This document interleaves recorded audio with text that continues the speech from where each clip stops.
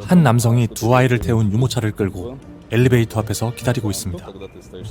엘리베이터의 표지판에는 노약자나 유모차 우선을 명시하고 있지만 시민들은 아랑곳하지 않고 먼저 엘리베이터에 탑승하고 있습니다. 박람회의 한 세일 행사에서는 직원의 기다려달라는 말이 끝나기 무섭게 사람들이 마구 달려들어 옷을 가져가기에 바쁩니다. 한 이코노미 비행기에서는 일부 승객들이 나가는 시간을 줄이기 위해 아직 비행기가 착륙하지 않았는데도 일어서서 짐을 꺼내고 있습니다. 뭘 주는 행사인지 모르면서도 손해보지 않기 위해 일단 줄을 서고 본다거나 붐비는 식당에서는 작은 휴대용 티슈를 올려놓아 자리를 맡아놓습니다.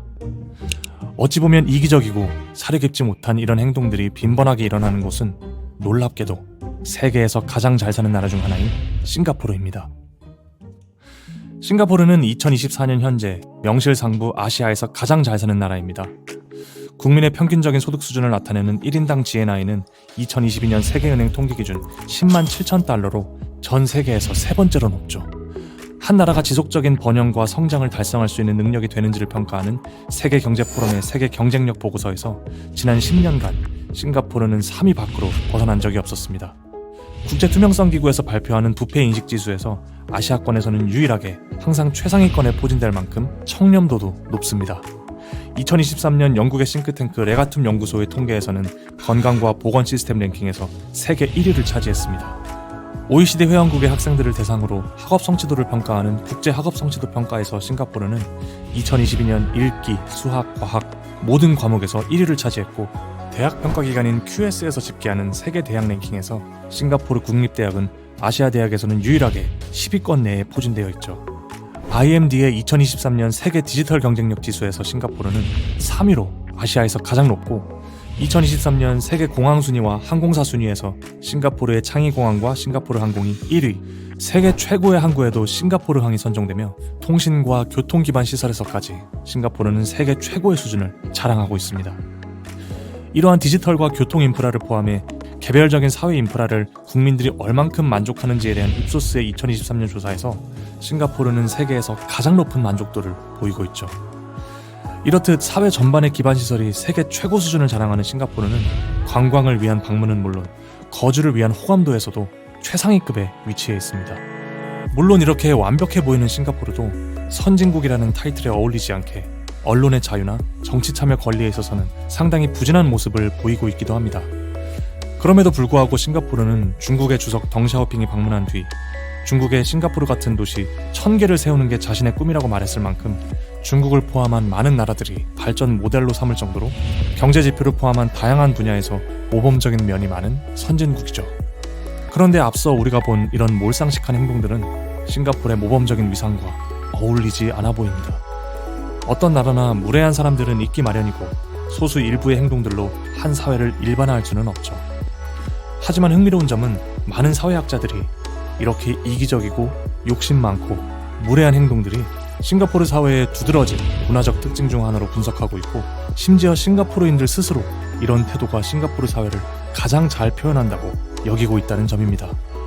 이런 행동들을 설명하는 개념을 흔히 키아수라고 부릅니다. 싱가포르의 유명 언론인 투데이에서 525명을 대상으로 싱가포르의 정체성을 가장 잘 표현하는 단어를 꼽으라고 했을 때 가장 많이 선택된 단어는 바로 이 키아수였습니다. 도대체 이 키아수는 무엇이고 어디서 비롯되었으며 아시아의 최고 선진국 싱가포르에 어떤 영향을 끼치게 되는 것일까요?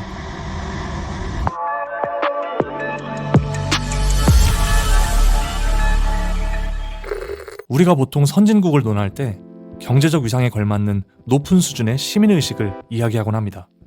그런데 이 시민의식이라는 말은 참 모호합니다. 우리말셈에 따르면 시민의식을 시민사회의 구성원이 갖추어야 할 규범의식과 도덕의식이라고 정의하고 있습니다. 그래서 시민의식의 성숙도에 대한 판단 자체가 어떤 기준을 가지고 봐야 하는지에 따라 달라지기 마련이죠. 하지만 하버드 대학의 정치경제학과 교수 벤자민 프리드먼은 경제성장의 도덕적 결과라는 책에서 미국, 영국, 프랑스, 독일 등 서구 선진국들의 역사적 사례를 통해 시민의 생활 수준 향상을 의미하는 경제성장은 대개 사회의 개방성과 포용성, 계층의 이동, 공정성과 민주주의 등을 촉진한다고 분석했습니다. 경제가 성장하면서 과거보다 자신의 처지가 더 나아지면 사회 문제에 대해 긍정적인 태도를 가지게 된다는 것이죠. 그래서 높은 수준으로 경제가 성장해온 사회일수록 열린 마음, 타인에 대한 배려, 공적 담론에 대한 참여 등과 같은 가치가 더 잘 실현돼 토대가 만들어져 있을 가능성이 높습니다.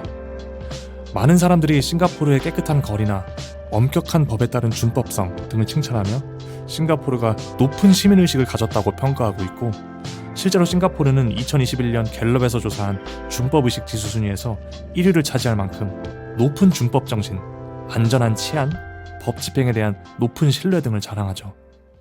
그런데 키아수는 이러한 위상과는 별개로 싱가포르의 또 다른 단면을 보여줍니다. 키아수는 중국어의 방언인 미너에서 온 말로 두려워하다라는 뜻의 키아와 지다라는 뜻의 수가 합쳐진 말입니다. 즉, 지는 것 또는 잃는 것에 대한 두려움이라고 할 수 있죠. 나한테 필요하지 않더라도 공짜로 주는 행사가 있으면 무조건 줄을 서야 한다든지, 목발을 짚고 있는 누군가가 전철을 타기 위해 기다렸지만 문이 열리는 순간 모두가 자리를 차지해버린다든지, 한 중년 여성이 그게 노약자 보호석이라도 누군가 앉아있으면 밀쳐내고 자신이 그 자리에 앉는다든지, 도서관에 아침 8시부터 자리를 맡아놓은 뒤 모든 볼일을 다 보고 오후에 돌아온다든지 하는 이런 모습들은 한 실증 연구의 싱가포르인 참가자들이 실제로 경험한 키아수의 사례들입니다. 다른 이보다 뒤처지는 것, 다른 이보다 손해를 본다는 감정을 회피하려는 심리에서 출발해 자신의 것이라고 생각하는 것을 빼앗기지 않으려는 욕망은 이렇게 강력한 행동 양상을 유발하죠. 이러한 키아수는 싱가포르 사회의 지배적인 문화규범이라고 여겨집니다.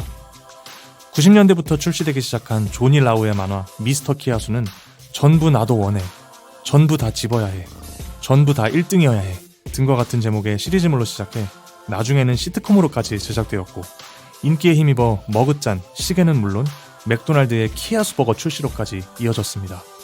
미스터 키아수가 엄청난 인기를 끌 수 있었던 이유는 일상생활에서 흔하게 볼 수 있는 주변의 행동들을 반영하고 싱가포르의 문화적 구조인 이른바 키아수이즘을 정확히 포착해냈기 때문이죠. 키아수이즘은 자기중심적인 것, 이해타산적인 것, 욕심, 몰인정, 타인에 대한 무신경 등과 연관됩니다. 그리고 이러한 싱가포르인들에 대한 이미지는 90년대 초부터 어글리 싱가포리안 현상으로 이어졌고, 사안의 심각성을 느낀 싱가포르 정부가 1993년 가끔 우리 스스로를 돌아볼 수 있다면 이라는 슬로건으로 국가 친절 캠페인을 벌이기까지 했죠. 키아수 문화는 대체 어디서부터 비롯된 것일까요? 키아수는 원래 1980년대 싱가포르의 군대에서 뭔가 잘 못할까봐 과도하게 걱정하는 병사를 의미하는 말로 쓰였습니다. 키아수가 군대에서 먼저 쓰였던 은어였다가 싱가포르 사회로 퍼지게 되었다는 점은 눈여겨볼 필요가 있습니다. 말레이 반도 끝쪽에 위치한 싱가포르는 본래 거의 무인도에 가까운 어촌이었습니다. 19세기 영국의 식민 세력이 동남아 진출의 전초기지로서 전략적인 위치에 있었던 싱가포르 섬을 선택한 뒤 1819년 스탠포드 래플 지경이 싱가포르에 상륙했을 때의 인구는 고작 150여 명, 대부분은 말레이 주민들이었습니다. 영국 식민 세력은 동남아시아 원주민들이 자신들과 자본 축적에 협력하는데 별로 능동적이지 못하다고 판단해 중국인과 인도인 이민 집단을 대규모로 받아들였고, 싱가포르는 빠르게 복합사회가 만들어졌습니다. 이후 140여 년이라는 긴 시간의 영국의 식민 지배 동안 싱가포르는 동남아 최고 무역항으로 성장하게 되죠. 하지만 2차 세계대전 마렵 일본의 식민 지배를 거쳐 1965년에는 말레이시아 연방으로부터 추방당하게 되는데, 당시 싱가포르의 처지는 몹시 위태로웠습니다. 주위는 온통 이슬람 국가로 둘러싸여 천연 자원이라고는 전혀 없는 반면 세계에서 가장 다양한 문화 인종적 구성을 갖고 있는 아주 작은 섬나라, 최소한의 정체성도 없고 역사와 민족의 상징도 없는 상태에서 나라가 생존하기 위해서는 다인종 다언어 사회를 통합해야 할 강력한 이데올로기가 절실했습니다. 식민지 경험과 일본과의 전쟁 경험 등으로 당시 지도자들은 포위를 두려워하는 멘탈리티가 내면화되어 있었는데, 경험주의를 강조하는 영국 식민유산의 영향과 실용주의적 특성을 갖는 중국인들의 문화가 결합되어 국가적 생존을 위한 이데올로기로 실용주의가 구성되었습니다. 다양한 인종들이 언어나 문화, 종교와 관계없이 오로지 능력과 실적에 따라 동등한 대우를 받을 수 있는 실력사회의 원칙은 생존을 위한 피할 수 없는 선택이었죠. 여기에 이웃국가들의 무력적 침략을 억제하던 영국군마저 철수하면서 안보마저 위태로워진 싱가포르에게 강력한 국방력을 가진 군대는 필수적이었고, 빠른 기간 동안 지도자들의 실용주의적 정책을 추진하고 그 결실을 볼 수 있는 곳은 바로 이 군대였습니다. 지도자 류칸유는 싱가포르 군대가 국가의 정체성을 만들 수 있는 거대한 용광로가 될 수 있다고 확신했죠. 그래서 승진과 지위는 인종이나 배경과 상관없이 개인의 능력에 따른다는 철저한 업적주의가 군대에 먼저 자리 잡았고, 이런 원칙은 싱가포르 사회의 정체성으로 확산되었습니다. 이런 실용주의 이데올로기는 싱가포르의 눈부신 경제 발전과 산업화를 이룬 정책의 근본적 기초가 되었습니다. 그런데 싱가포르가 직면했던 어려운 상황에서 생존하기 위한 방편으로 사용된 이 실용주의 이데올로기가 큰 부작용을 발생시키게 되었습니다.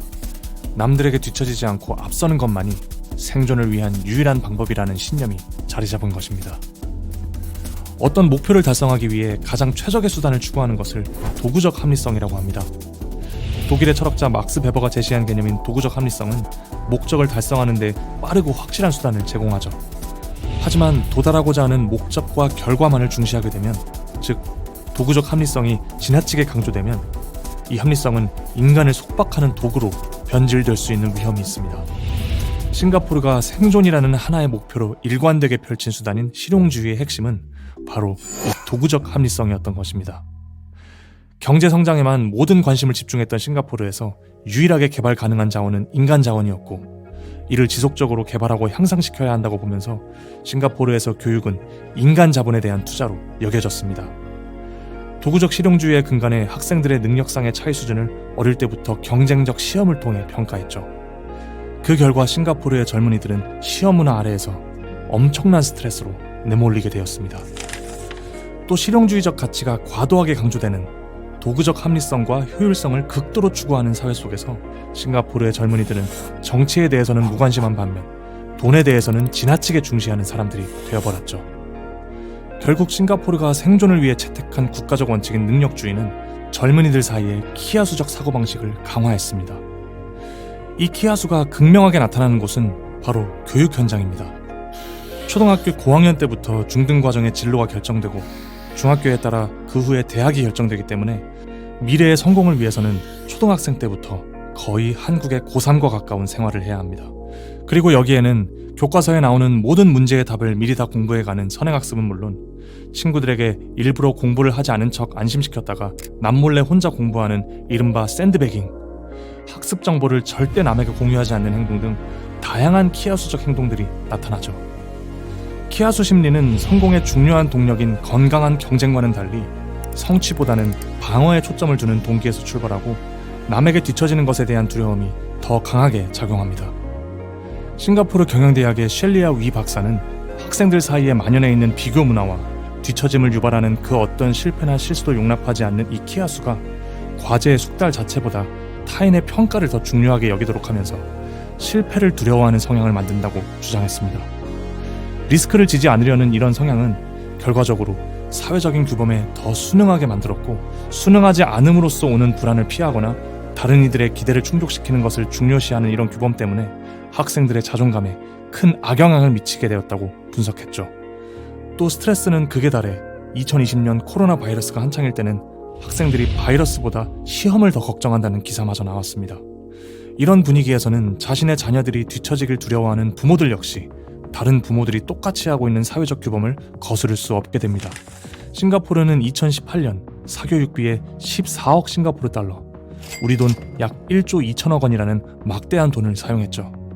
이런 이유 때문인지 싱가포르는 훌륭한 공공주택 정책으로 주택 문제를 해결했음에도 2023년 역사상 가장 낮은 출산율을 기록했습니다. 또 싱가포르 경영대학의 치앙챙 박사는 키아수의 숙달보다는 타인의 평가에 초점을 맞추는 이른바 수행 목표 성향이 실패를 두려워하게 만들어 창의성을 떨어뜨린다고 분석했죠. 실제로 2016년 싱가포르 국회 예산토론회에서 지명 국회의원인 쿠익 샤오 예는 싱가포르의 저조한 혁신의 이유가 키아수 문화 때문이라고 발언하기도 했습니다. 키아수는 지금도 싱가포르 사회에서 단단히 자리 잡고 있습니다. 빠른 시간 동안 여러 지표에서 눈부신 경제 성과와 훌륭한 사회 인프라를 만들어낸 싱가포르를 많은 이들이 칭찬하고 또 롤모델로 여기기도 합니다. 하지만 생존을 위해 경제 발전이라는 가치에 모든 국가적 역량을 집중하면서 생겨난 이 키아수이즘은 도구적 합리성이 사회를 얼마나 차갑게 만들 수 있는지도 보여줍니다. 그리고 이런 싱가포르 사회가 그 어떤 것보다 한국을 생각하게 만드는 건 왜일까요?